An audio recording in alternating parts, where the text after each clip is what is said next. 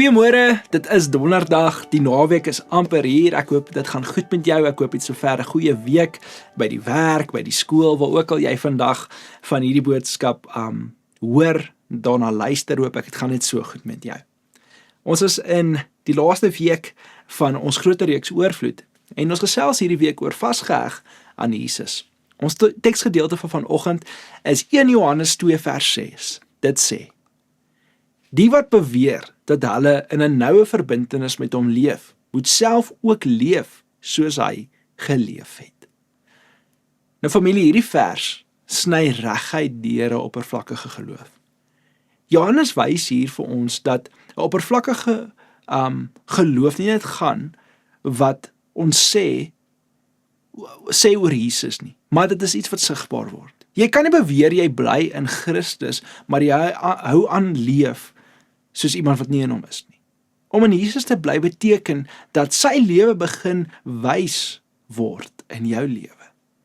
Dit beteken nie dat jy skielik foutloos raak nie, nee, hoor my reg, dit beteken nie dat jy elke dag alles gaan perfek doen nie, maar dit beteken wel dat daar 'n rigtingsverandering kom. Iemand wat by Jesus bly, begin al hoe meer lyk soos die een by wie hy bly.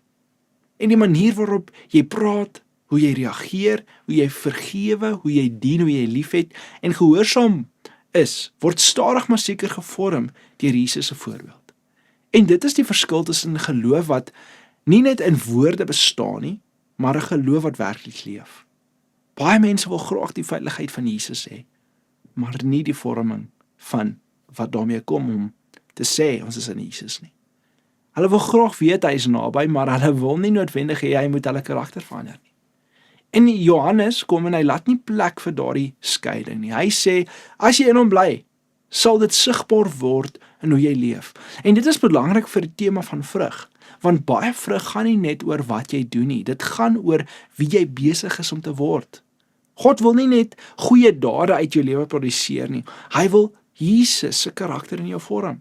En vrug is nie net bediening of invloed of resultate wat ons kan sien in ons lewe nie, nee, vrug is nederigheid, gehoorsaamheid, heiligheid, liefde, sagmoedigheid en 'n waarheid wat in jou begin groei. So die vraag van bly ons in Jesus is nie net bid ek genoeg nie of lees ek genoeg nie. Die vraag is ook, word my lewe meer soos Jesus se? Want dit is die teken van iemand wat regtig by hom bly. Wanneer jy by Jesus bly, hou jy nie net aan met die ou manier van leef nie, maar jy begin anders lyk. Om in Jesus te leef is dis nie passief nie, dit is 'n lewende verbondheid wat jou stadig maar seker verander.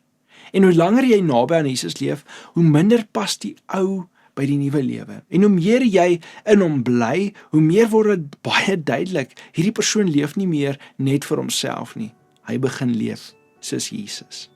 Familie, ek wil jou vra 'n ding vandag hieroor. As iemand na jou lewe kyk, sal hulle sê, jy lyk al hoe meer soos Jesus, of lyk jy nog grootliks soos die ou manier, die ou self? Sit met dit vandag. Kom ons bid saam. Vader, vanoggend is ons bewus daarvan, dat toe U ons lewens aangeraak het, U ons totaal en al verander het, maar daai proses stop nie. Dit is 'n voortdurende keuse wat ons moet maak, om U te volg, om in U te bly. En ek bid vandag, dat dit vir ons elkeen belangrik sal wees.